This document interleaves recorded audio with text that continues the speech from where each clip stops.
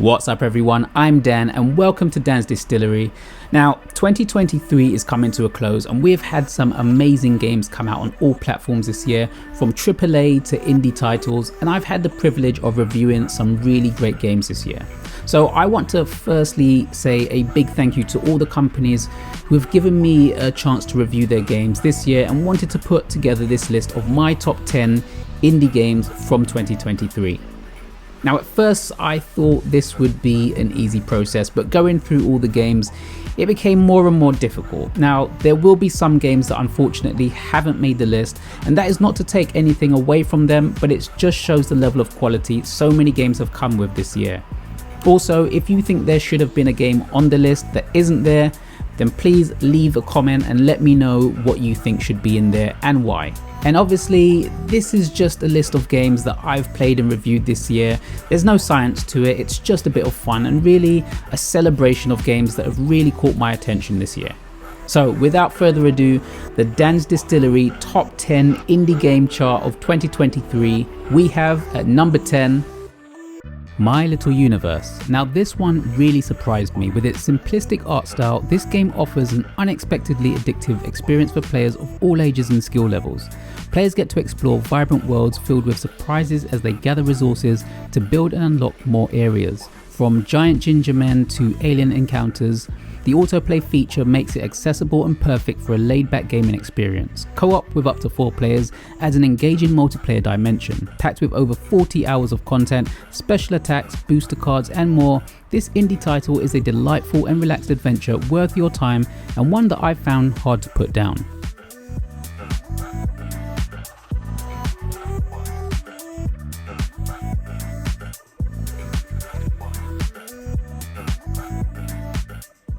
At number 9 is Fall of Porcupine. In this narrative adventure, players follow Finley, an anthropomorphic pigeon turned doctor, as he navigates life in the quaint town of Porcupine.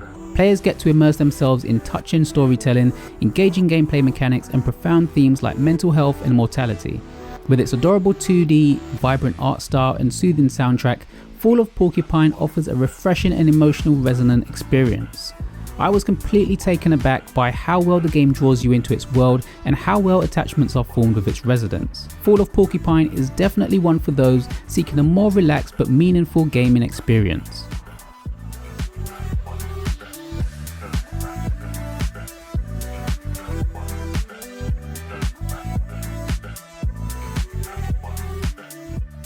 Paleo Pines comes in at number 8.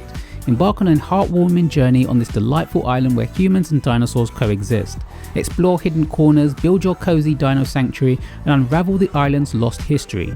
Customize your home, befriend a variety of dinosaurs and cultivate a thriving ranch, all with the help of your dino pals.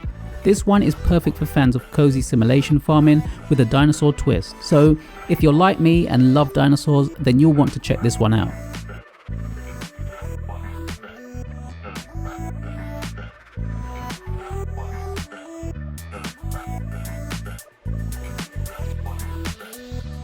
Teslagrad 2 dives into the number 7 spot. This side-scrolling puzzle platformer offers beautiful visuals, a large world to explore and innovative magnetic puzzles set in the enchanting land of Wormheim. Explore the fusion of steampunk and North aesthetics, solve challenging puzzles and experience a seamless blend of combat and exploration. Teslagrad 2 is a shining example of a sequel done right.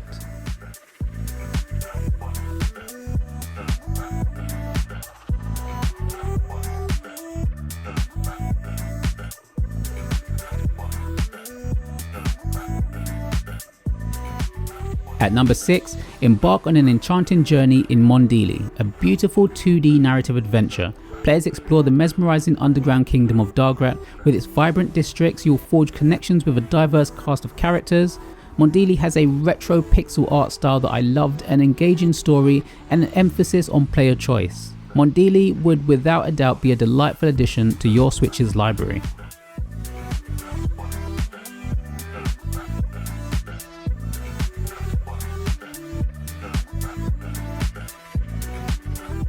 Okay, so technically this one is an older release but came to the Switch this year, so I'm going to cheat a little bit and include this one. So at number 5, with a simple gameplay loop, is Vampire Survivors, a time survival game with minimalistic gameplay and roguelike elements. The idea is simple. You have 30 minutes to survive an onslaught of monsters. Swarms of stronger monsters will appear the longer you survive. Luckily, you'll be able to acquire weapons and upgrades for your character to shape as you see fit. If you survive long enough, your screen will be flooded with enemies covering every inch as your powers you've collected fend them off in a hypnotic and dazzling display. As I like to say, Vampire Survivors is an easy game to pick up, but very hard to put down. It's crazy and a lot of fun. At number 4, are you a fan of the 80s and slasher horrors? Then you'll love this next one with Killer Frequency. As a radio DJ in the airy town of Gallows Creek, every decision you make could be a matter of life and death. Players are immersed in this 80s slasher adventure with branching and often hilarious dialogues, satisfying riddles, and intense decision making where giving the wrong advice will end up with someone being murdered, all the while playing some cool 80s tunes. Killer Frequency brings tension, but is so much fun to play.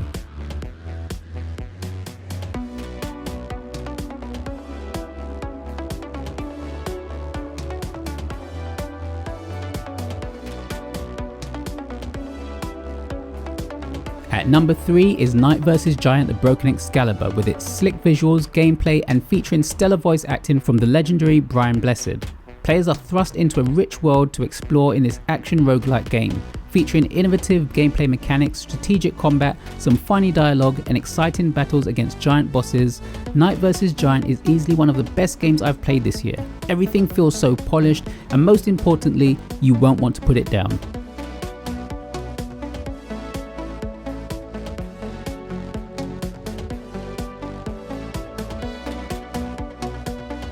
From the very first time I played Little Goody Two Shoes, I knew it would be a special game. Looks can definitely be deceiving, and this game blends horror, romance, and fairy tale magic, offering players a roller coaster ride through the enchanting village of Kieferberg and the mysterious woods. With 10 unique endings, diverse gameplay mechanics, and a charming cast, it promises an engaging and easy to dive into experience. From day-night cycles to strategic decisions, it immerses you in Elise's journey. The varied art style, well-crafted soundtrack, and easy controls makes Little Goody Two Shoes a must-play for a charming and immersive gaming experience.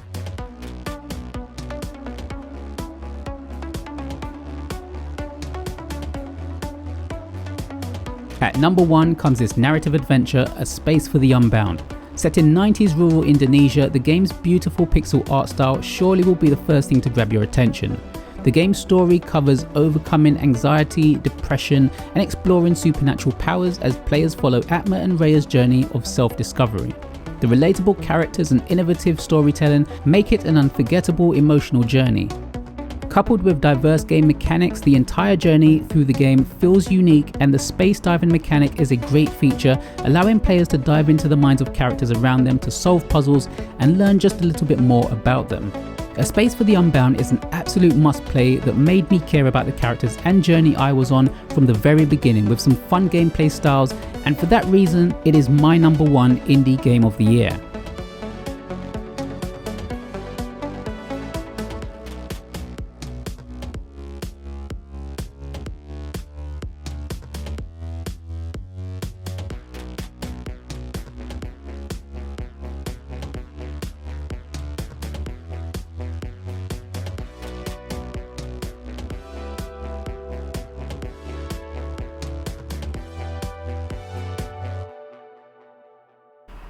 And there it is, my top 10 indie games of 2023. Like I said, there were lots more great games I played this year. I couldn't fit them all on here, but be sure that they are definitely worth your time. And you can always check out my reviews of other indie titles I covered this year that didn't make it to the list to see if they are the games for you. Don't forget to leave your thoughts in the comments below and let me know some of the indie games you've played this year that you would have added to the list. Big thanks once again to all the indie developers and publishers out there who gave me the chance to review and showcase their games, and for continuing to put out some incredible games for us all to play. Thank you as always for watching, and I hope, like me, you're looking forward to seeing what next year brings. I'll see you next time.